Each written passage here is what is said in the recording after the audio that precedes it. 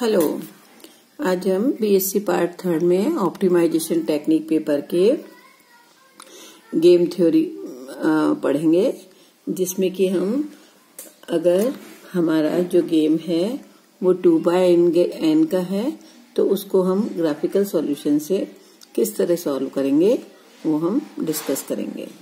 Last video में इसका detail मैंने बता दिया था जब m/2 की मैट्रिक्स थी और उसको हमने ग्राफिकल सॉल्यूशन से सॉल्व किया था। बिल्कुल पैरेलल वही है। पहले हमारे पास प्लेयर ए के लिए m स्ट्रेटेजीज थी और b के लिए 2 स्ट्रेटेजी थी। तब हमने इसकी अपर बाउंड्री का लोएस्ट पॉइंट लिया था, मीन्स सारे मैक्सिमा का मिनिमा लिया था। अब हम आज यहाँ पर जब हमारे पास a के लिए 2 स्ट्रेटेजीज हैं और B के लिए 3 स्ट्रेटेजी हैं, 3 को पहले हम n कर लेते हैं, 2/n है तो B के लिए हमारे पास n स्ट्रेटेजीज हैं या मोर देन 2 स्ट्रेटेजीज हैं और प्लेयर A के लिए हमारे पास 2 स्ट्रेटेजीज हैं। तो ये जो मैट्रिक्स शो होती है वो हमारे A का गेन बताती है। अब यहाँ पर हम इसको रिड्यूस करेंगे 2/2 के अंदर और फिर हम इसका ग्राफ बनाएंगे और फिर हम ग्राफ के अंदर देखेंगे कि इन 3 जो कॉलम है उनमें से कौन सा कॉलम इंफीरियर है। एक हटेगा यहाँ पर क्योंकि 2/3 है। अगर 2/n होते तो हम n-2 कॉलम्स उसमें से हटा देते। वो डिपेंड करता है कि यहाँ जो अभी हम ग्राफ बनाएंगे उसमें ये जो P पॉइंट है ये कितनी लाइन्स का इंटरसेक्टिंग पॉइंट है। तो यहाँ पर अभी हम देख रहे हैं, इसको हम एक एग्जाम्पल लेके सॉल्व कर लेते हैं क्योंकि डिटेल मैंने m/2 वाली पे ऑफ मैट्रिक्स में समझा दिया था। अब इस 2/n के लिए हमने यहाँ देखा कि A की जो प्रोबेबिलिटी है वो x1 x2 है, B की probability of game y1 y2 y3 means first strategy की y1, सेकंड की y2, थर्ड की y3 है और ये दे रखा है 1 3 11 8 5 2। अब हमने यहाँ सबसे पहले हम क्या करेंगे, रोज का हम मिनिमा निकाल लेंगे। तो यहाँ हम देखते हैं कि रोज का मिनिमा 1 है और इस सेकंड रो का मिनिमा 2 है। चाहे इसको एनसर्किल कर लें या हम यहाँ पर लिख लें रो मिनिमा। इसी तरह कॉलम का मैक्सिमा देख लिया हमने 8 5 और ये 11 हो गए।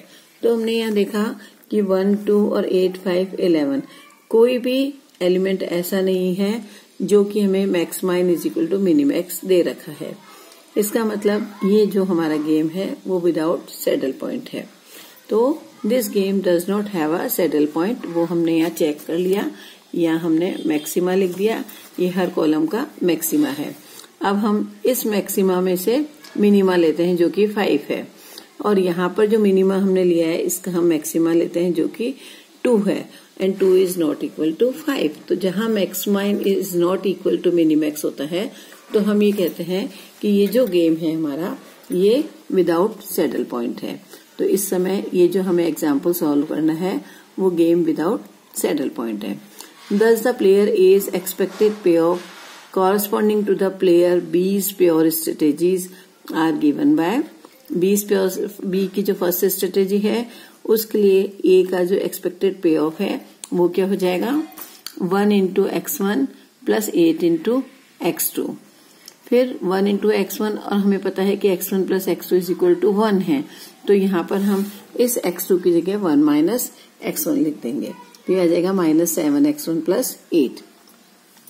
इसी तरह B की सेकेंड स्ट्रेटेजीज के लिए जब हम A का पे ऑफ देखेंगे तो 3 into x1 plus 5 into x2, 3 into x1 plus 5 into x2 which is equal to 1 minus x1। तो ये हो जाएगा -2x1 प्लस 5। सिमिलरली थर्ड का निकालेंगे, B की third strategy, fourth strategy, fifth strategy और n स्ट्रेटेजी। तो जितनी भी B की स्ट्रेटेजीज होगी उन सब स्ट्रेटेजीज के लिए हम E का एक्सपेक्टेड पे ऑफ निकालेंगे। तो यहाँ हमारे पास 3 स्ट्रेटेजीज हैं तो ये हमने तीनों लिख लिया।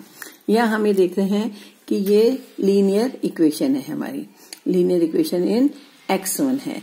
तो इसके लिए हम स्ट्रेट लाइन ड्रॉ कर सकते हैं। तो सेम जैसा कि पहले लेक्चर में मैंने बताया था कि इसके लिए हम 2 पैरेलल लाइंस ड्रॉ करते हैं। तो ये हमने पैरेलल लाइंस ड्रॉ कर दी। यहाँ पर x1 0 हो जाएगा, यहाँ x1 1 हो जाएगा।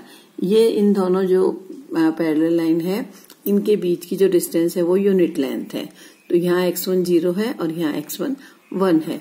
तो यहाँ फर्स्ट लाइन में x1 0 रखेंगे तो एक्सपेक्टेड पे ऑफ 8 हो जाएगी, और जब x1 1 रखेंगे तो एक्सपेक्टेड पे ऑफ 1 हो जाएगी।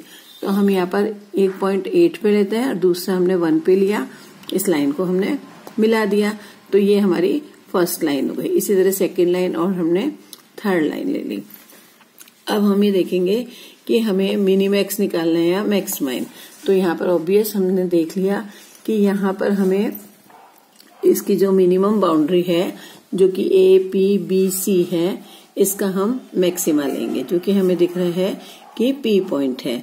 तो हम यहाँ पर फर्स्ट ये वाली लाइन जो कि हमारी थर्ड है, और ये वाली लाइन हमारी सेकंड है ना, थर्ड और सेकंड और थर्ड लाइन है। इन दोनों का इंटरसेक्टिंग पॉइंट हमारा जो है वो हमें मिनिमम बाउंड्री का मैक्सिमम पॉइंट दे रहा है, जो कि P पॉइंट है। ठीक है, अब ये हमने P पॉइंट ले लिया तो हमारी जो फर्स्ट कॉलम है ये हमारी यहाँ से हट गई और ये 2x2 की मैट्रिक्स हमें मिल गई। Point AP, B and C on the lowest boundary represent the lowest possible expected gain to the player A for any value of x1 between 0 and 1. According to Max-Min criteria, the player A choose the best of these worst outcomes. Clearly, the highest point P on the lowest boundary will give the largest expected gain to A. Third and second lines ये आ गई। तो ये हमारी ये 2x2 की matrix बन गई। इसमें एक चीज मैं यहाँ और बताऊंगी कि जैसे अभी हमको ये जो P पॉइंट मिला है ये दो लाइंस का इंटरसेक्टिंग पॉइंट है और लोअर बाउंड्री का अपर पॉइंट है।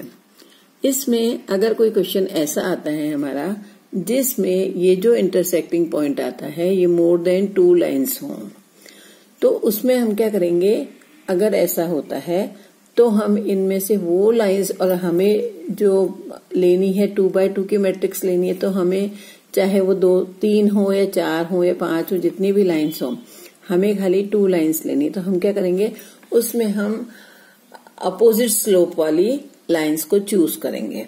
जैसे यहाँ जो हम कॉलम लेंगे ना, तो वो हम उन लाइंस का लेंगे जिनके स्लोप अपोजिट होते हैं। जैसे कि would imply that there are many lines for optimal mix strategy for the play any 2 lines having opposite signs for their slopes will define an alternative optimum solution. तो हम इसमें वो लाइंस चूज करेंगे जिनके की अपोजिट साइंस है, तो opposite slopes हैं, तो वो हमने यहाँ पर ले ली। उसके बाद ये 2x2 की मैट्रिक्स आ गई।